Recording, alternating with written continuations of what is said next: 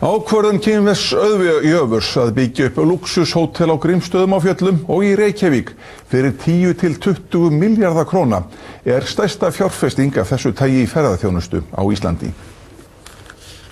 Þetta er Juan Gunubo, maðurinn sem verður með stærri landeigendum á Íslandi, fallist stjórnvöld á kaup hans á 3/4 hluta jarðarinnar Grímsstaða. Áhuga hans á Íslandi má rekja til Hjörleifs Sveinbjörnssonar þegar þeir voru ungir námsmenn í Pekingháskóla. Við deildum herbergi í Pekingháskóla þar sem hann báður við nám fyrir rúmlega 30 árum og okkar kynni hófust þannig.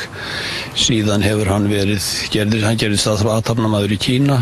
Sem stjórnarformaður félagsins Song Kung í Peking er nú på orðinu umsvifamikill í ferðaþjónustu, ekki aðeins í Kína heldur einnig í Bandaríkjunum og Japan. Og hann sér fyrir sér að Ísland sé næsta ferðamannaparadís í heiminum. Þegar horft er á landakortið sést hvers vegna slíkur maður sjái tækifæri á Grímsstöðum á Fjöllum sem liggja vel við náttúruundrum eins og Mývatni, Dettifossi, Ásbyrgi, Herðubreið, Öskju og Kverkfjöllum. Það er verið að tala fjárfesting upp á 10, 15, 10, 20 milljarða hér á landi.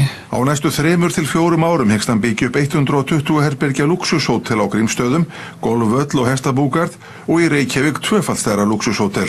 Þá er hann að spá í flugvélar til að flytja fólk á milli hótelana. Kaupa 2-3 flugvélar, ekki alltof stórar, til þess að liðka fyrir flutningi á ferðamönnum. Þetta á að verða heilsársrekstur. Veturinn hefur sinn sjarma ekki síður en annað. Þetta getur náttúrulega heilmikið vetraríki og eins og við vitum. En hann sér fyrir sér að það getur orðið þannig, já.